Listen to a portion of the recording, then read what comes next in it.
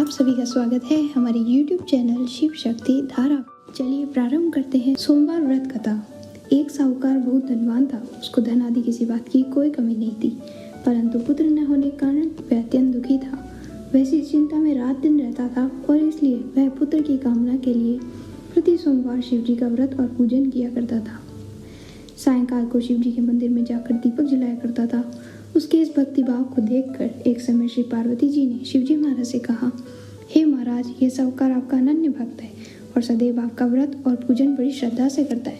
अंततः इसकी मनोकामना पूर्ण करनी चाहिए। शिवजी ने कहा कि पार्वती जी, यह संसार कर्म क्षेत्र है। जैसा किसान खेत में जैसा बीज बोता है वैसा ही फल काटता है, उसी तरह इस संसार में जैसा कर्म करते हैं वैसा ही फल भोगते हैं। पार्वती जी ने कहा कि महाराज, जब यह आपका ऐसा भक्त है और यदि इसको किसी प्रकार का दुख है तो उसको अवश्य दूर करना चाहिए, क्योंकि आप तो सदैव अपने भक्तों पर दया करते हैं, उनके दुखों को दूर करते हैं। यदि आप ऐसा नहीं करेंगे तो मनुष्य क्यों कर आपकी सेवा व्रत पूजन करेंगे। पार्वती जी का ऐसा आग्रह कर देख शिवजी महाराज प्रसन्न होकर कहने लगे, हे पार्वती, इसके कोई पुत्र नहीं है। इसी पुत्र की चिंता में बहुत दुखी रहता है। इसके भाग्य में पुत्र न होने पर भी मैं इसको पुत्र प्राप्ति का वर देता हूँ, परंतु वह पुत्र केवल 12 वर्ष तक ही जीवित रहेगा। इसके पश्चात वह मृत्यु को प्राप्त होगा। इससे अधिक मैं कुछ और इसके लिए नहीं कर सकता। यह सब बात साहूकार सुन रहा था। इससे उसको न कुछ प्रसन्नता हुई न कुछ दुख हुआ। वह पूर्व व्रत वैसे ही शिवजी महाराज का सोमवार का व्रत और पूजन करता रहा। उस समय व्यतीत हो जाने पर साहूकार की स्त्री गर्भवती हुई और 10वें महीने उसके गर्भ से अति सुंदर पुत्र की प्राप्ति हुई। साहूकार के घर में बहुत खुशियां मनाई गई, परंतु साहूकार ने केवल 12 वर्ष की आयु जानकर अधिक प्रसन्नता प्रकट न की, न किसी को भेद बताया। जब वह 9 वर्ष का हो गया, उस बालक की माता ने उसके पिता से उसके विवाह आदि के लिए कहा, परंतु वह साहूकार अभी कहने लगा, मैं अभी इसका विवाह नहीं करूंगा और काशी जी पढ़ने के लिए भेजूंगा। फिर उस साहूकार ने अपने साले अर्थात बालक के मामा को बुलाया और उसको बहुत सा धन देकर कहा, तुम इस बालक को काशी जी पढ़ने ले जाओ। रास्ते में जिस जगह भी जाओ वह यज्ञ करते, दान देते, ब्राह्मण को भोजन कराते जाओ। इस प्रकार वे दोनों मामा भांजे सब जगह यज्ञ करते, ब्राह्मण को भोजन कराते जा रहे थे। रास्ते में उनको एक शहर पड़ा। उस शहर की राजा का कन्या का विवाह था और दूसरा राजा का लड़का जो विवाह के लिए बारात लेके आया था वह एक आंख से काना था। लड़के के पिता को इस बात की बड़ी चिंता थी कि कहीं वर को देख कन्या के माता पिता विवाह में किसी प्रकार की अड़चन पैदा न कर दें। इस कारण जब उसने अति सुंदर सेठ की लड़की को देखा तो मन में विचार किया कि क्यों न दरवाजे के समय पर इस लड़के से वर का काम ले लिया जाए। ऐसा विचार कर राजा ने उस लड़के और उसके मामा से कहा तो वे राजी हो गए। साहूकार के लड़के को स्नान आदि करा, वर के कपड़े पहना, घोड़ी पर चढ़ा, दरवाजे पर ले गए। बड़ी शांति सब कार्य हो गए। अब वर के पिता ने सोचा, यदि विवाह का कार्य भी इस लड़के से करा दिया जाए तो क्या बुराई है। ऐसा विचार कर उसके मामा से कहा, यदि आप फेर और कन्यादान का काम करा दे तो आपकी बड़ी कृपा होगी।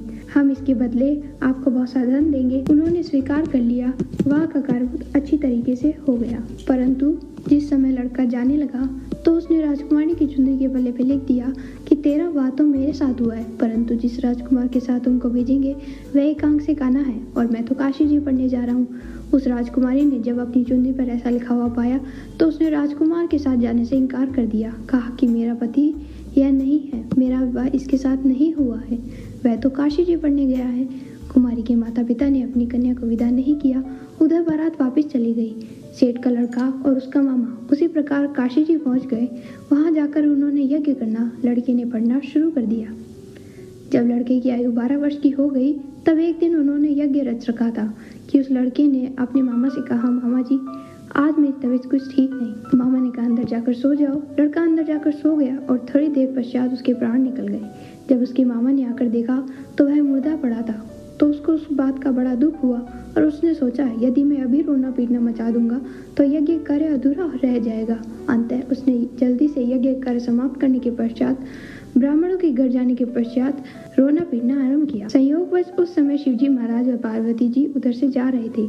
जब उन्होंने जोर जोर से रोने पीटने की आवाज सुनी तो पार्वती जी शिवजी को आग्रह कर उसके पास ले गई और सुंदर लड़के को मरा हुआ देखकर कहने लगी, हे महाराज, ये तुलसी सेठ का लड़का है जो आपके वरदान से पैदा हुआ था। शिवजी ने कहा कि पार्वती जी, इसकी आयु इतनी ही थी सो भोग चुका, पार्वती जी ने कहा कि महाराज, कृपा करके इस बालक को और आयु दो, नहीं तो इसके माता पिता तड़प तड़प कर मर जाएंगे। पार्वती जी के इस प्रकार बार बार आग्रह करने पर शिव जी ने उसको वरदान दिया और शिव जी महाराज की कृपा से लड़का जीवित हो गया। शिव पार्वती जी कैलाश चले गए तब वह लड़का, उसका मामा, उसी प्रकार यज्ञ करते हुए अपने घर की तरफ चल पड़े। रास्ते में उसी शहर में आए जहाँ पर उस लड़के का विवाह हुआ था।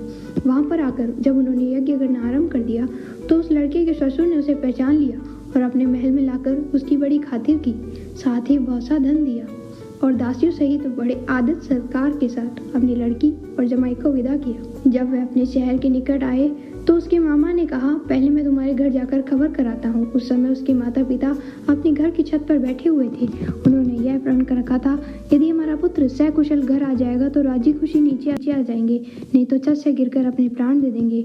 इतने में ही उस लड़के ने मामा ने आकर यह सारा समाचार दिया कि आपका पुत्र आ गया है, परंतु उनको विश्वास न आया। तब उसके मामा ने शपथ पूर्वक कहा कि आपका पुत्र अपनी स्त्री तथा बहुत सा धन लेकर आया है। तो उसके सेठ ने बड़े आनंद के साथ उनका स्वागत किया और बड़ी प्रसन्नता के साथ रहने लगे। इस प्रकार जो कोई भी सोमवार का व्रत धारण करता है अथवा इस कथा को पढ़ता है या सुनता है, उसके दुख दूर होकर समस्त मनोकामनाएं पूर्ण होती है। इससे लोक में नाना प्रकार के सुख भोग कर अंत में सदाशिव लोक की प्राप्ति हुआ करती है। ओम नमः शिवाय।